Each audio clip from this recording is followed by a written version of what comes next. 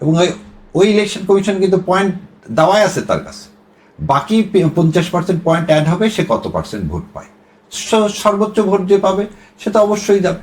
সেই কথাটাও ঠিক না যে সর্বোচ্চ ভোট পাইলে সে যেতে পারবে না। যে অনেকের যদি পার্সোনালি ইনফ্লুয়েন্স থাকে এলাকায়, তাহলে তো সে জিতে যাবে, এই পার্টি ইয়াতে সে নাও জিততে পারে।